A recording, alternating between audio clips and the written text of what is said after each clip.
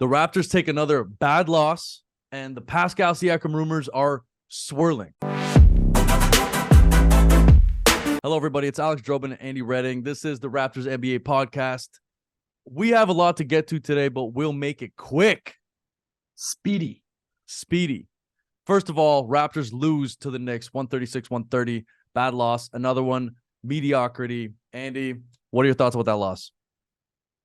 My thoughts of the loss are the same as every other loss this season. It's just the same thing over and over again. It's Groundhog Day. I'm tired. I'm sick and tired of talking about their losses. They get kind of blown out, and they make a run and make it a game, then they lose. It's the same recipe over and over again. And you know what? I don't like the product. I don't like the recipe. Product. I'm sending the recipe back to the kitchen. I want something else. We need a new recipe. Speaking of needing a new recipe, the Pascal Siakam rumors are swirling. It's crazy. You Google Pascal Siakam, there are like 30 articles about it. Shams Charania just wrote a piece saying that the three most interested teams are the Atlanta Hawks, the Indiana Pacers, and the Sacramento Kings. Yes, Sacramento Kings. Pascal Siakam, 29 years old, earning $37.9 million a year. The Raptors could not let him walk like the Raptors let Fred VanVleet walk last year. What do you think the Raps should do? If they can't do what they did last year, they cannot. I believe that's a fireable offense if Masai and Bobby just let these guys walk to free agency and don't get anything for them. That's bad asset management. It's awful. So you need to trade Pascal. You absolutely need to. You need to recuperate some draft picks, some young talent. You cannot just hold on to him and let him walk to free agency. The Raptors are 9-14. We keep saying mediocrity at its absolute finest. We were talking about this before. The only player who the Raptors are kind of interested in, or at least we're interested in, from the Sacramento Kings is Keegan Murray.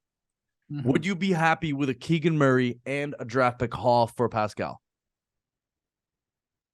Perhaps just Keegan Murray. I don't know if I need the draft picks. That's a nice young chip. Yeah, I'd be happy with that for half a year of Pascal. That's a guy who has a lot of upside, who solves some of the Raptors' problems long-term, like shooting. Yeah, I'd be happy with that. Would you not be happy? I would be happy. So the Raptors right now seem like either my fantasy team or your fantasy team. Both of us are doing pretty poorly. I'm 12 out of 12 in one league, and he's 9th out of 12 in another league. Correct? That's right. So pesky. I'm on the hunt for the playoffs. You're pesky. The problem is the Raptors need help in all aspects, just like my fantasy team. Assists, points, rebounds. The Raptors are small. Not enough passing. It just seems like there's too many holes that need to be filled, and I don't know who fills those holes. You know what I mean? Oh, I know what you mean, which to me means these are long-term issues. This is a whole roster reconstruction that needs to be done.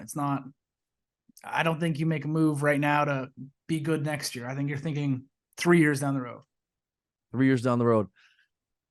One thing I'll say is that this whole thing makes me sad. Does it? It really does make me sad. This is the last remainder of the 2019 championship era with Pascal, OG, and Chris Boucher, like we were talking about before. And it seems like this era is finally coming to an end. And yeah, it seems like we need a complete overhaul. So is that going to happen this year? They better, because like you said, I don't know if it's a fireable offense, but people are going to be extremely disappointed in Masai and Bobby if they don't do something this year. Okay. You're looking for a silver lining? Is that what you're looking for here? The most silver lining. Someone to be happy about? Yep. I need to be happy. Toronto's gray. Toronto's gray and ugly right now. It's nasty outside. It's cold. Okay, then let's look at our neighbors to the west. Mississauga. Maybe that'll give you a silver lining. The Raptors 905. A big part of this organization. It no doubt helped the Raptors win the championship in 2019. Do you know what the Raptors 905 record is?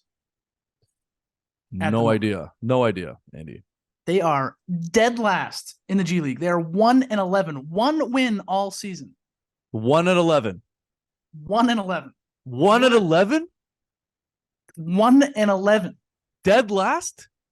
Dead last. No, actually, that's horrible. That's literally horrible. So the Raptors are a below average NBA team, and it's not like they have a bunch of young up and coming guys. They have the worst farm system in the NBA. My God. You can make the argument that the Raptors are the worst organization in basketball right now. You could make that argument if you include the G League teams. We like to go a little overboard on our takes. The Raptors are the worst organization. They have no young up and coming guys. Well, we have guys like Scotty Barnes. That's true. We have Grady Dick. We have, hopefully Grady Dick does something. Gary Trent Jr. isn't doing much. Malachi Flynn not doing much. Precious, Dennis Schroeder. What are your thoughts on Dennis right now? He's come back to earth.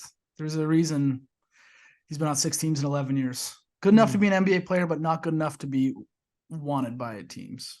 The other guy in these trade rumors is OG Anunoby. We forget that OG is only 26 years old because it seems like he's been in our lives for such a long time. So the OG piece of this is really interesting because I think the Raptors could definitely get a haul from him, but is he going to stay if they choose not to trade him? Do you know what I mean? Like, I feel like OG is one of those really interesting pieces that they need to figure out as soon as possible. And the trade deadline is February 8th. So I don't think they're making any decisions until pretty close to that time. The market's probably not there. They want teams that are hungry for a trade. And there's probably not a lot of teams that are knocking on the door right now. We posted the top 6 greatest Raptors dunkers of all time yesterday. And I have a bone to pick with myself. We put Vince Carter at number 1, Demar Derozan at number 2, and I think those should be flipped because Demar has 2 of the greatest in-game dunks of all time, one against Rudy Gobert, one against Timofey Mozgov. I'm upset with myself. What do you think?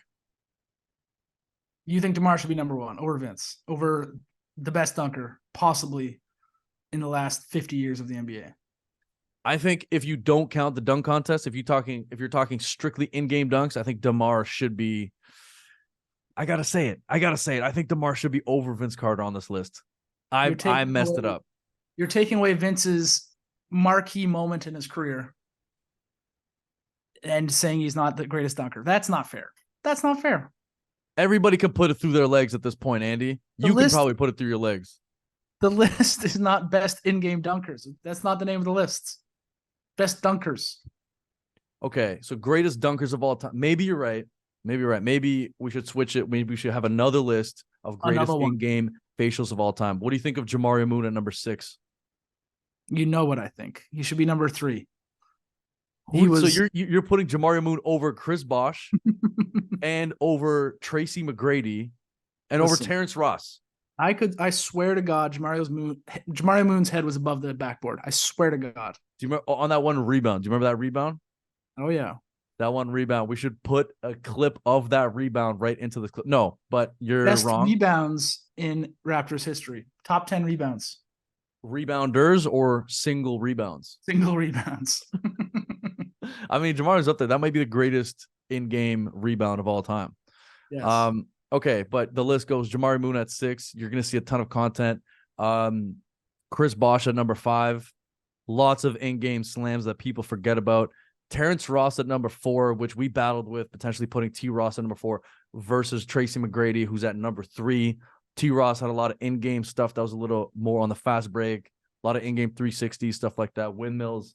But Tracy McGrady had a ton of facials. Then number 2, DeMar DeRozan. Number 1, Vince Carter. I don't know. I don't know what I feel about the list now. It's actually been doing pretty well on socials. We've gotten quite a good response from it, but we'll see. We're going to continuously post those dunks over the last 2 to 3 days or however long that content lasts. Any other thoughts about those dunkers? James Johnson, honorable mention, cocking that back and slamming. James Johnson, honorable. Maybe we'll do a top 10 or top 25 Raptors in-game dunks of all time. I stop at 25. Also, by the way, if you're talking about Vince Carter being the greatest dunker of all time and you're choosing to put the dunk contest into this whole thing, why not Terrence Ross? Terrence Ross is a slam dunk champion. But he did not have an iconic moment in the dunk contests. So why would you put him over? Why would you put Jamario Moon over him then?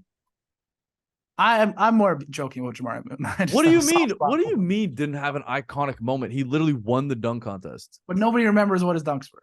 Like you might, but you don't. Everyone knows. I do remember. He had that 360 windmill going the other way. He had a couple of really nice windmills. He had another 360. I think he went through the legs as well, didn't he? But everyone in their minds know exactly what Vince Carter's dunk was. What he did after. It's over. It's over. Yeah, I know. He did put Toronto on the map. No, I understand. Last thing, Andy and I went to the Purdue Alabama game this weekend. It was one of the first Hall of Fame series weekend events for U.S. college basketball in Toronto. We had floor tickets, courtside seats. What'd you think of that experience? Shout out to our friend Inwood. Shout out to Inwood. For the seats, it was awesome. Really weird venue. Coca-Cola Coliseum at like the CNE grounds, not meant for basketball. Like tons of seats blocked off. Terrible venue, actually. But you were really close to athletes. Like they'd walk by you, and literally in the concourse, they'd walk by you after the game. Zach Edey, animal in his homecoming. Animal. Best player in college basketball. It's pretty cool. Dropped 35.7 rebounds. It was great seeing him in person. He was disgusting. Lots of dunks, slamming on people. Hopefully he makes the league. Right now he's projected to be a second rounder. Isn't it crazy that he's the same height as Victor Wembanyama? Both 7'4", but Wemby's obviously got a ton of other skills that make him a first overall pick. And I don't know. Yeah, Zachy's big boy. He's a big boy. He's a little slow, but I don't know. Hopefully he makes the league and makes a bit of an impact. All right. Anything else you want to hit? No, that's it. All right. Well, thank you so much for listening. Thank you so much for watching. Make sure to subscribe to the podcast. Make sure to follow us on social media, Instagram, TikTok, Raptors NBA podcast. Andy, anything else? Unsubscribe from everything else. Don't you forget. Thanks, Have everybody. a great day.